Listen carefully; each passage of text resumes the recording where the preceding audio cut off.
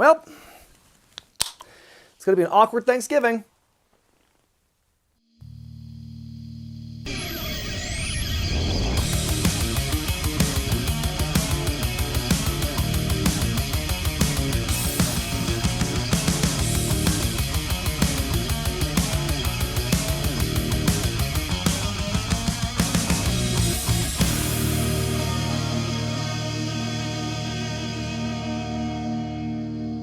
Over the weekend, I got a little riled up over a tweet I saw written by a Jim Cornette follower who basically alleged that fans of comedy wrestlers like Orange Cassidy and Joey Ryan want all of wrestling to be like that, which, no. I guess it pissed me off because it was such an ill-informed blanket statement. Sure, guys like Cassidy and Ryan are very polarizing individuals, but for the fans who do like their work, I don't think they just want comedy wrestling in their lives, nor is all comedy wrestling just dick flips and lazy thumbs up. As the weekend went on, things progressed as they normally do, and I dug in my heels, eventually tweeting out this, quote, "Imagine going to the circus and getting mad when the clowns show up. These guys are killing the business. This isn't what circus performance is about. Let people enjoy the clowns, old man," end quote. Now, despite what you may think, this was not specifically aimed at any one person. I can see how the old man line might be misconstrued, but trust me, I was dealing with a lot of old men online that weekend, so it was more of a general take than anything. Then, as what often happens on Twitter, some people thought that snitch tagging was the appropriate rational response, so I guess I shouldn't be too surprised over what I saw on my phone Monday morning. I awoke to discover that my kayfabe father, Jim Cornette, had blocked me on Twitter after one final, surprisingly vulgarity-free message. This was inevitable, as Jim is firmly against anything fun and different in pro wrestling, and I'm not. Now, before I go any further, I have to make this next part clear. I have a great respect for Jim Cornette in the world of professional wrestling. I loved his work as a manager and then in later years as a commentator. Trevor Murdoch, he's mad, bad, and dangerous to know. He's the only man I've ever known that could strap a bucket of fried chicken on his back and ride a motor scooter across Ethiopia. Trevor Murdoch. He was one of my biggest influences when I became a manager more than a decade ago, and he'll put my channel on the map 4 years ago by plugging my Cornette Gets It Wrong skit. I owe him a lot. And furthermore, he is 100% entitled to his opinion, like when he called Sonny Kiss a transvestite, or when he inferred that AEW ring announcer Justin Roberts is a pedophile. And you see, back in the day, I thought it was hilarious to see him go on his rants about the state of wrestling and, oh, kids these days, when it was just him doing it. But now that he has thousands of listeners on his various podcasts, suddenly it feels like half the wrestling fan base is looking at the same bitter old man bingo card, looking for the right buzzwords to carefully articulate their well-thought-out opinions on wrestling today. And you know what? It's fucking exhausting. Let's begin with the fact that apparently Cornette and his ilk took great offense to my comparing wrestling to the circus. I'm not sure how though, because they're both very similar in nature. Both wrestling and the circus are traveling shows with different things for different tastes. Circuses have the lion tamer, the trapeze artist, the elephants, and the clowns. Wrestling has the main event guys, the cruiserweights, the hosses, and comedy wrestlers. Furthermore, and I can't believe that an historian like Cornette would forget such a thing, but wrestling as we know it got its start in the circus. It was a literal sideshow attraction before it was legitimized by the Goldust Trio in the 1920s. Where do you think the term mark or carny came from? Not the message board. So yeah, my analogy was very appropriate, thank you very much. It's been said before, but it bears repeating just how wild it is that Cornette is so vehemently anti-comedy wrestling when he's taken part in some of the goofiest stuff ever in pro wrestling history. Not only did he get his start in Memphis, which was jam-packed with some of the silliest gimmicks imaginable, let's not forget his tussle with a Ninja Turtle, his scraps over the years with female talent from Baby Doll to China, the tuxedo match with Paulie Dangerously, and his habit of wearing stuff like whatever the hell this is. In fact, I would argue that Cornette was a great comedy wrestler for his day. How could you take anything he did seriously when he acted and dressed the way that he did? Oh, and the whole gimmick of being a spoiled rich kid whose mom bought his way into the wrestling business? That shit's hilarious. And I know it's not one-to-one because he's a manager, not a wrestler, but I was always brought up to believe that managers have just as much of a role in the story of a match as the wrestlers do. So when you see a little skinny kid carrying around a big poofy tennis racket, how can you not laugh at that guy? I'm not saying that to demean him, it's a great way to get heat. Saying the N-word though, not so much.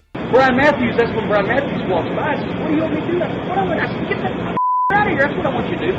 Whoa, but he saw it, when he heard well, now he's double trained. Well, it goes from there. I said, "Fine, fuck you, yes you are. You see another one around here." At its core, Cornette's basic stance on comedy wrestling is it shouldn't be anywhere but the lower part of the card, and the comedy shouldn't come at the expense of the illusion of realism. I get that. It's a noble goal. But Jim, Booby, when it comes to the realism, the toothpaste is not going back in that tube. Wrestling is a show. It's an athletic performance, and except for maybe some of the kids watching, no one in that audience truly believes that those guys and girls are actually trying to hurt each other in the ring. There is no more exposing the business. The business done got exposed. It was exposed as far back in the Great Depression by Jack Pfeffer, by Vince McMahon to the New Jersey Athletic Commission in 1989, by Vince McMahon again in December of 1997, by the Exposed documentary on NBC in 99, and by tons of wrestling podcasts, yours in particular. So what kind of vision or illusion are you trying to uphold? And I get that he's one of the many people out there who wants wrestling to go back to the way it used to be, but except for the program he's currently working for, that's not going to happen. I've said it once and I'll say it a million times. Wrestling never moves backward. I'm sorry that wrestling has changed from how it was when you had your run, but it's not going to go back to that time, and you ranting about it all the time is not going to help. But maybe I'm generalizing here. See, Cornette and his cult don't want all comedy wrestling abolished, just the comedy that they don't like and that they think breaches their code of ethics. Cool, got it. See, to them there's some set of guidelines that define the right way and wrong way of doing comedy and wrestling,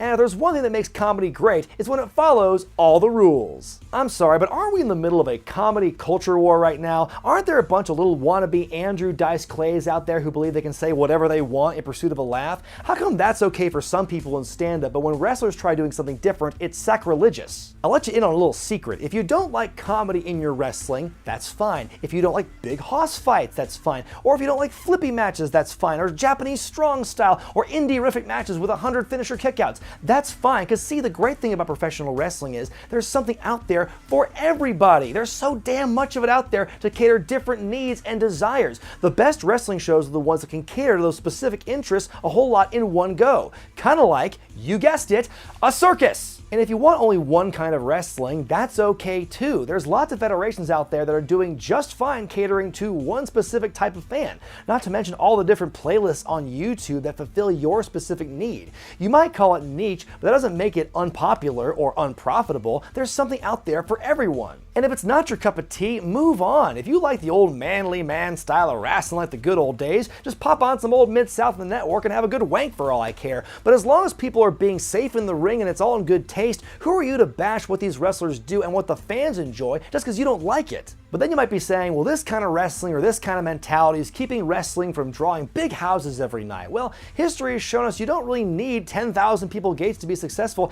and you know what? I think you should let the promoters and the wrestlers worry about that. So where am I going with this rant? Well, it is unfortunate that someone that I used to look up to in wrestling has such thin skin that he felt the need to block me on Twitter of what really boils down to a difference of opinion.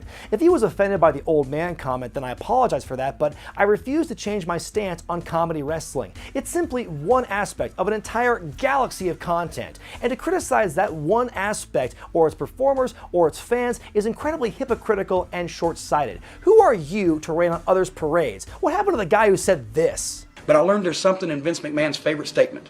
Chocolate, vanilla. Which one is the best? Okay, can I be mad at you for liking chocolate? I don't want to see that. I don't want that fucking chocolate near me.